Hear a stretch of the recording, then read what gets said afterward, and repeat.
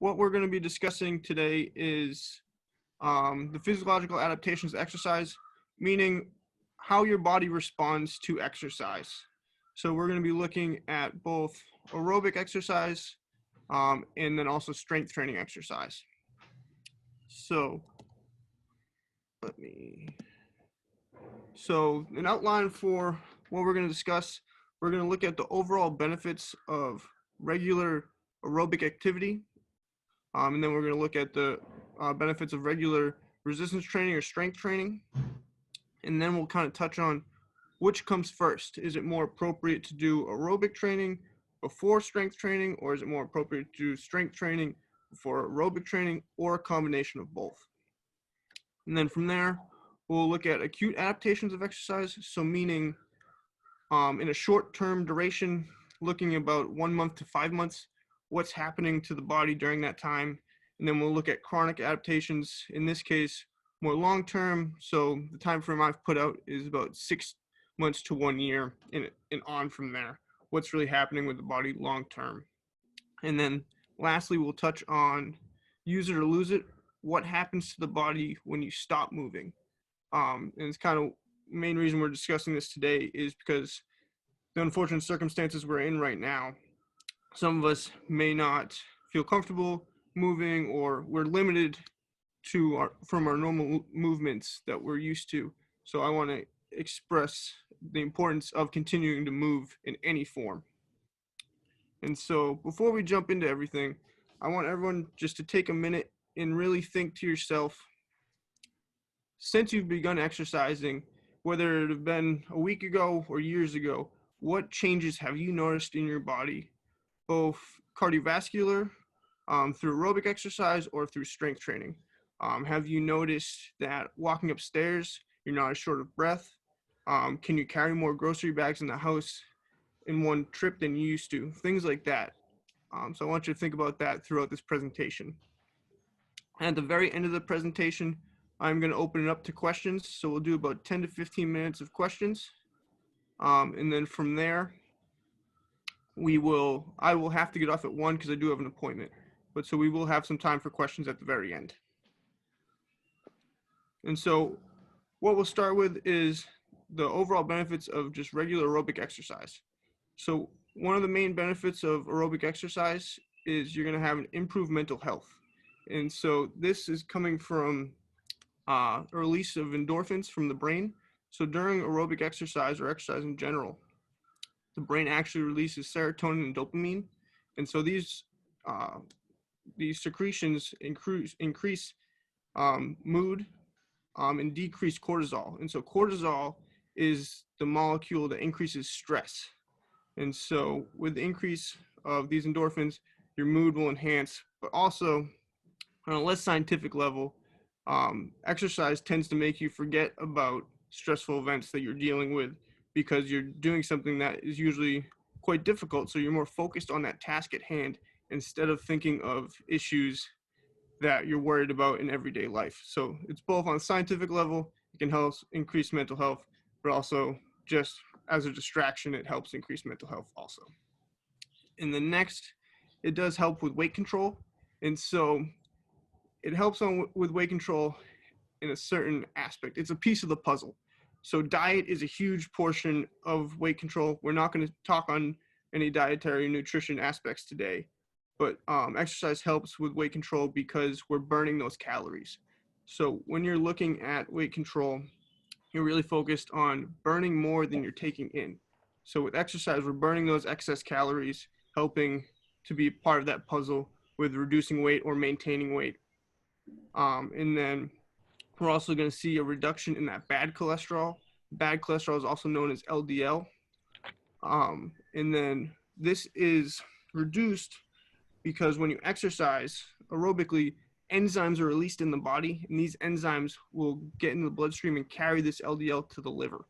And then from there, the liver will excrete that from the body. So we're getting rid of that waste product. And then you'll actually see an improvement of HDL. This is going back to the LDL actually for one moment. And a study has shown that there's about a 12 point decrease in individuals who exercise at least 3 days a week and maintain a food journal and keep a healthy diet. And this was over a course of 6 months. And so back to the HDL, this is the good cholesterol. So with exercise, you actually see an increase of this. And so it's kind of a dose response. It's hard to see a large increase with this HDL, but you will see some increase with light aerobic activity. But the more higher intensity activity you do, the more increase of the HDL you will see. But overall, it's not a large number. 60 HDL is very good. That's where you want it to be beneficial. So it's not something that changes very quickly. And then something else we'll see lower through exercise is the fat cells in the body. So similar to the LDL, when you're exercising, we're going to be decreasing that fat content in the body. And this is through, we're using that fat as a source of fuel. So the lower the intensity of the exercise, the more fat you'll actually burn. And then over a course of time, you burn more fat as you exercise. So that's how we're lowering those levels.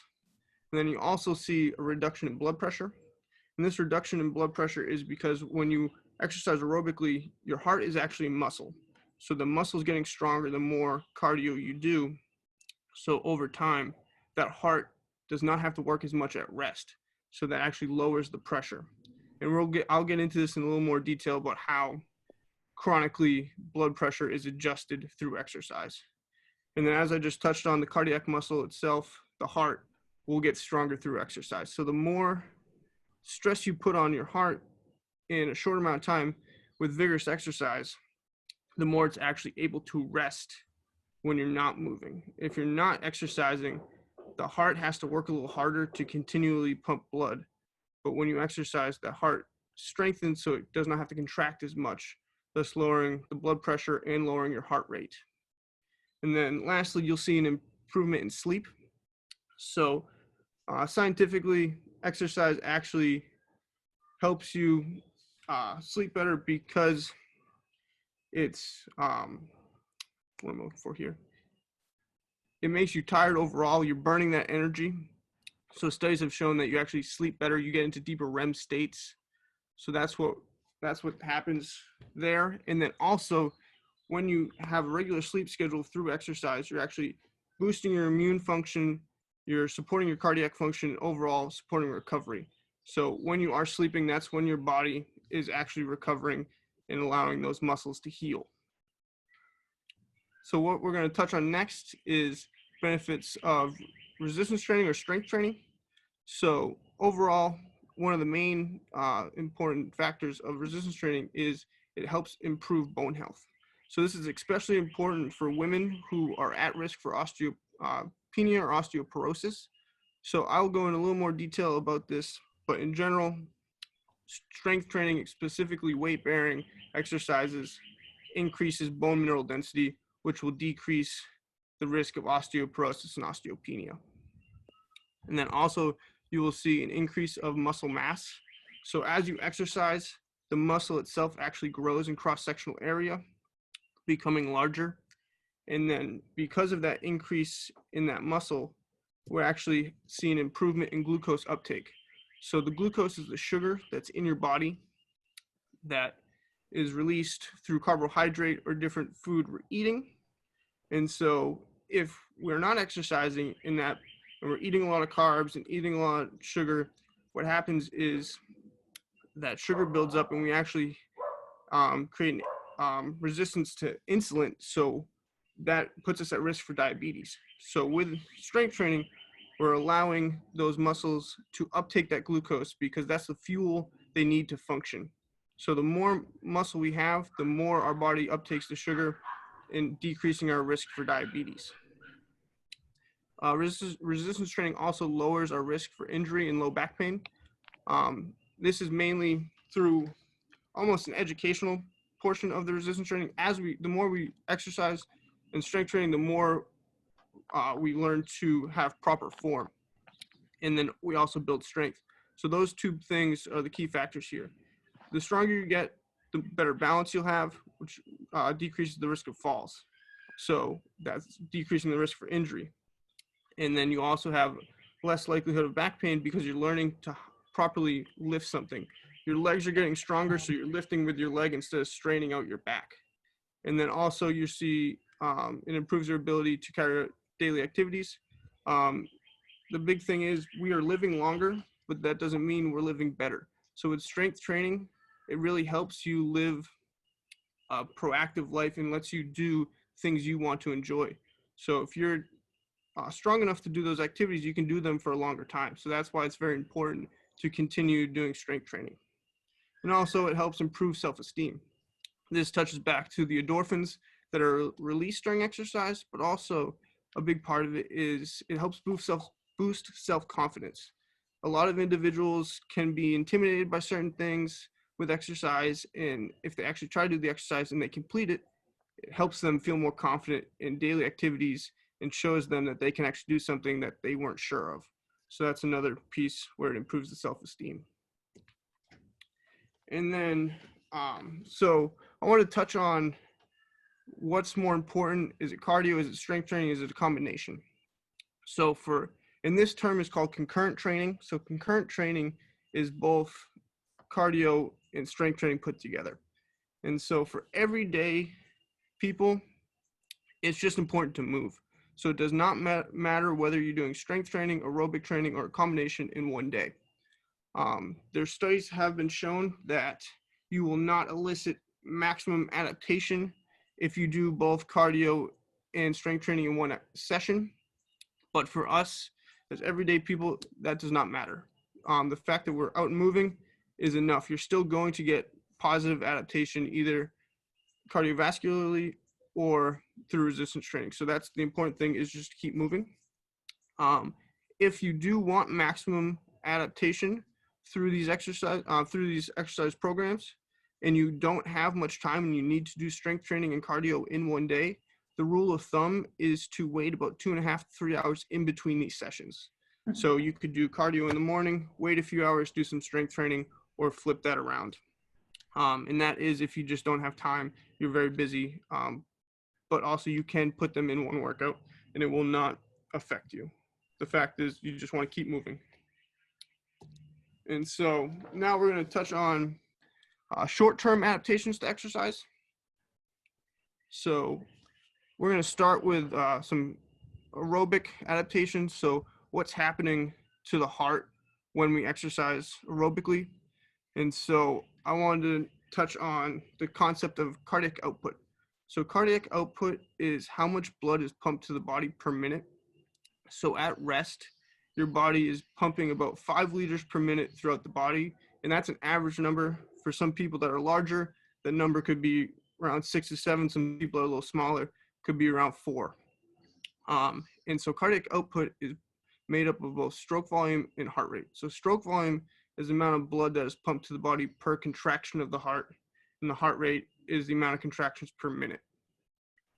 And so when you exercise, you're seeing an increase in all of these things. And so because the heart rate's contracting more, we're going to see an increase in cardiac output. Because it's increasing cardiac output, more blood is going to the body, so more blood has to return to the heart, thus increasing the stroke volume. One thing that does happen during this is we're going to see an increase in blood pressure. We've always been told that increase in blood pressure is bad. You don't want high blood pressure, but during exercise, it's actually a good thing. You want to see that top number of the blood pressure increase, because that means the blood is going to get back to the heart. So we have adequate oxygen throughout the body. So what happens here is, because the heart rate's contracting at a higher rate, we're pumping more blood.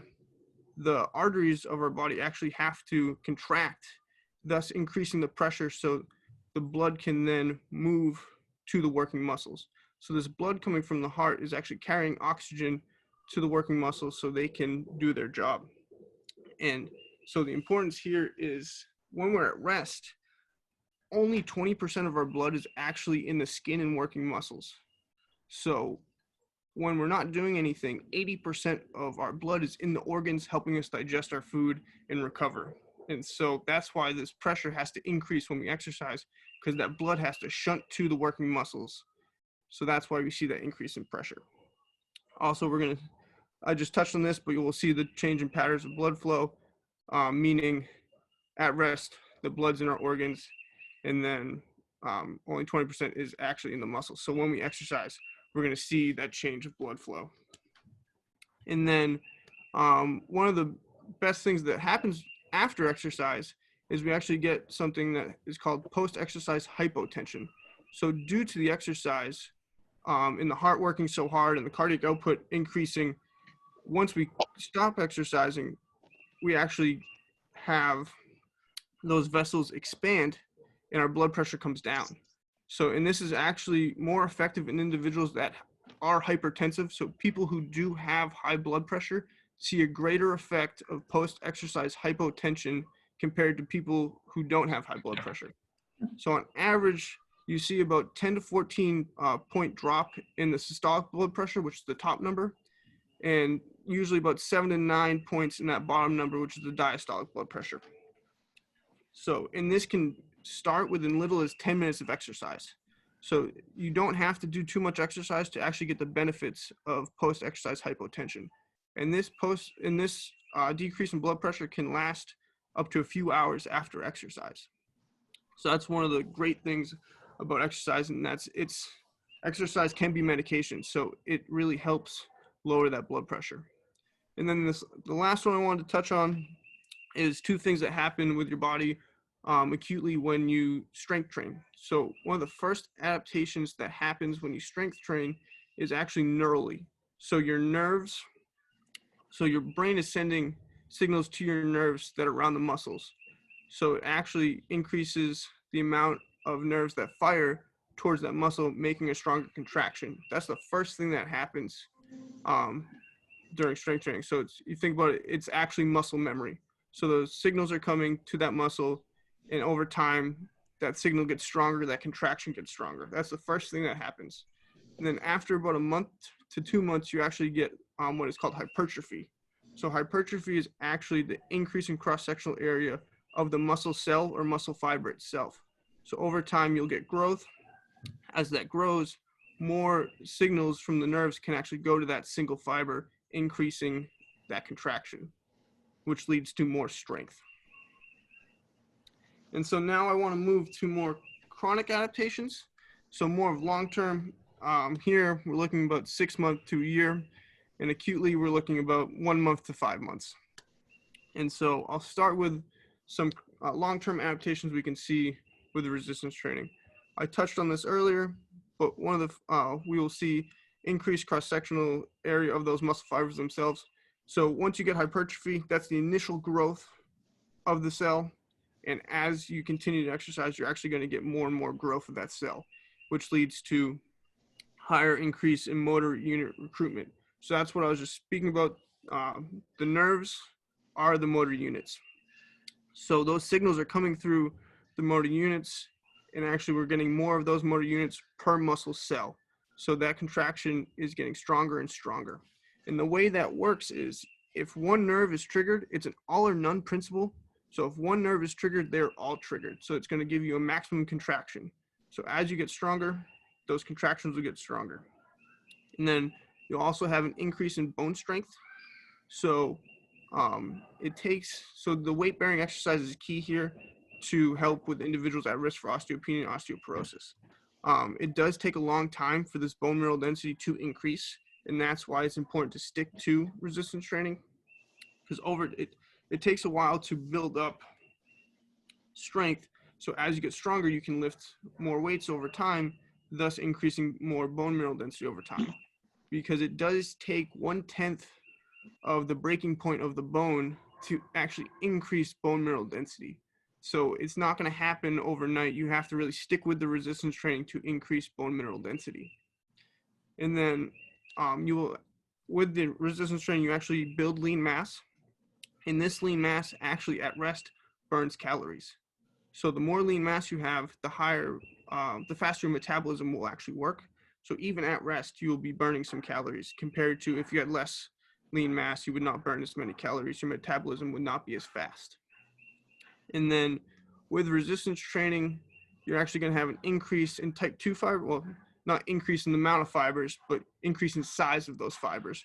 The amount of fibers of type 1 and type 2 do not change. You don't get more or less, but they do increase in size based on the type of exercise you're doing.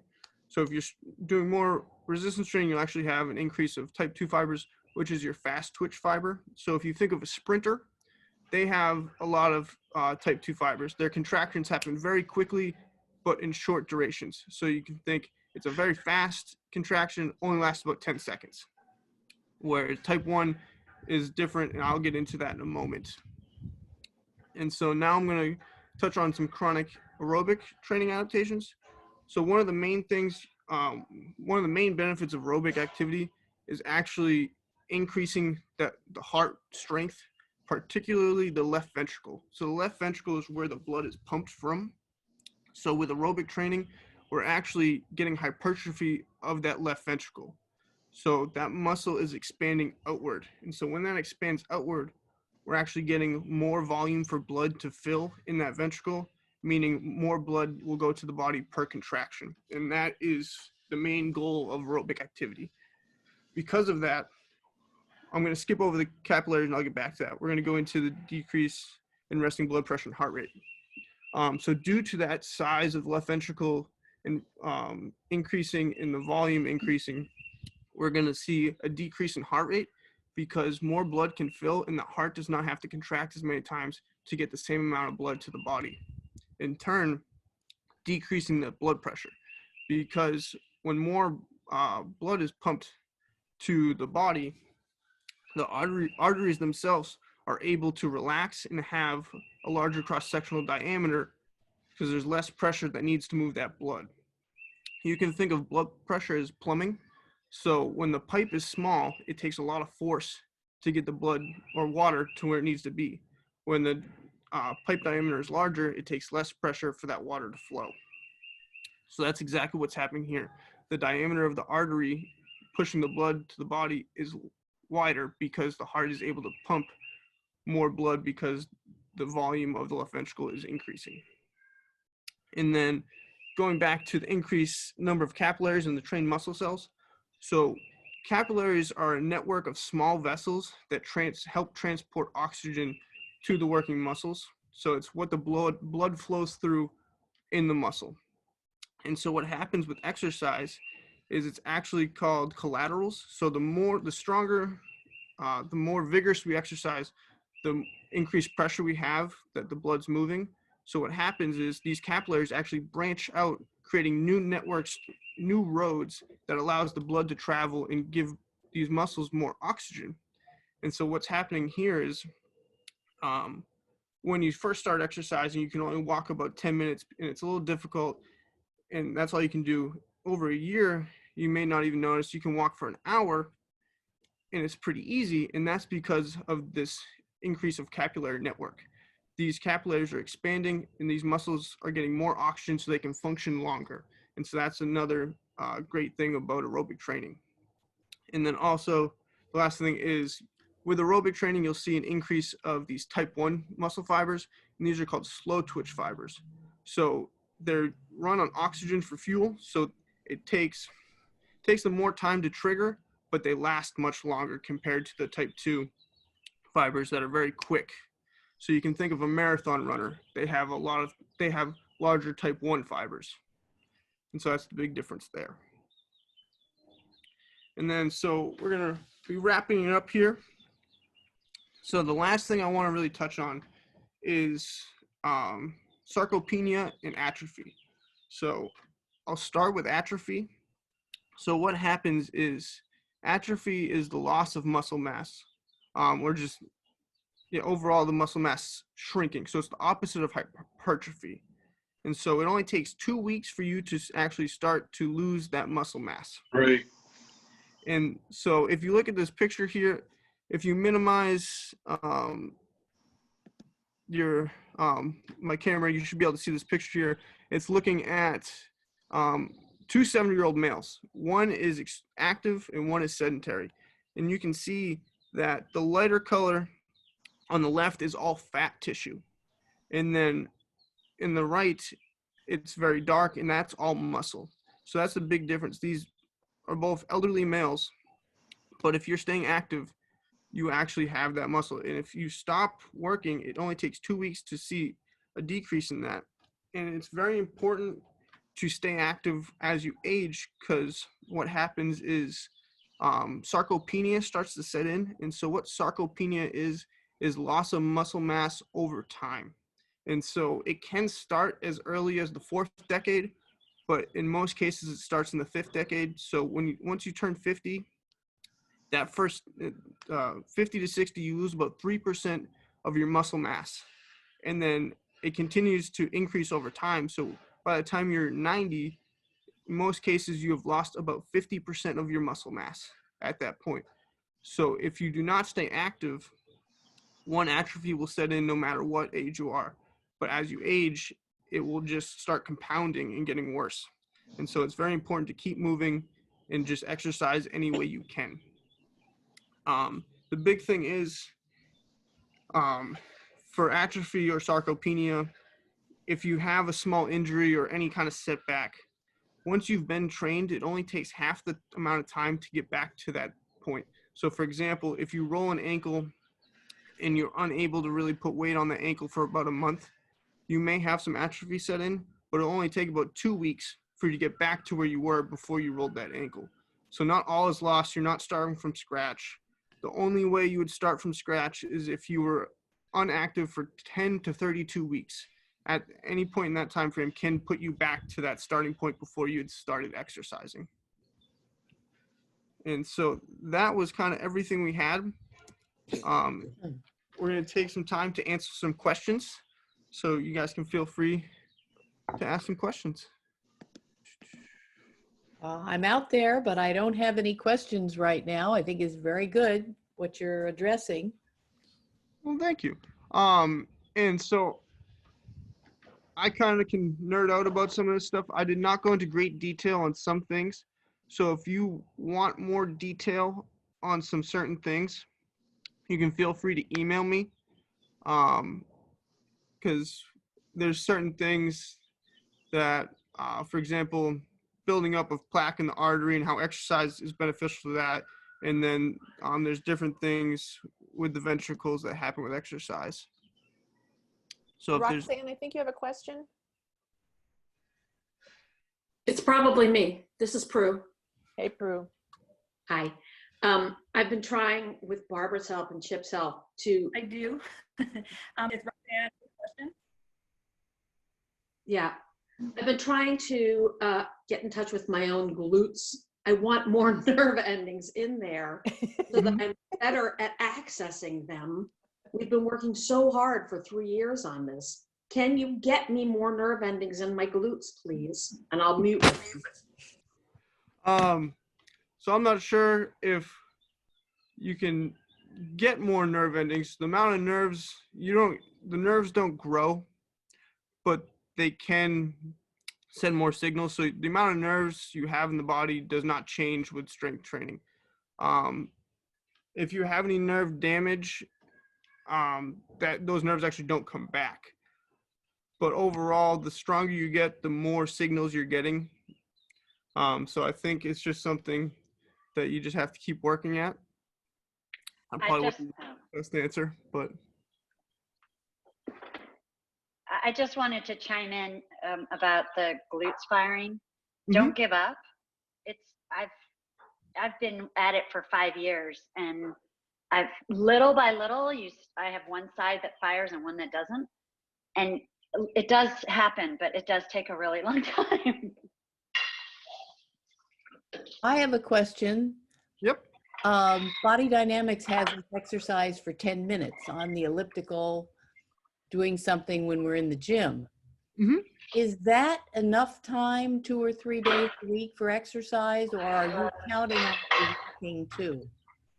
So I'll answer that with the recommendation set forth by American College of Sports Medicine, which is kind of the gold standard of exercise, suggests Americans to exercise 150 minutes of moderate aerobic activity a week.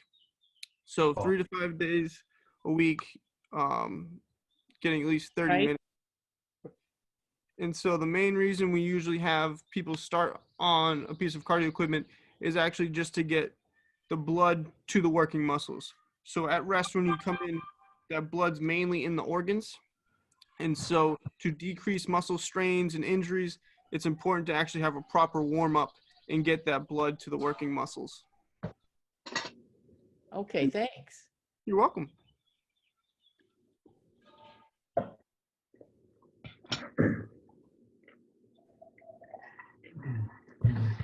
Anyone else have any other questions?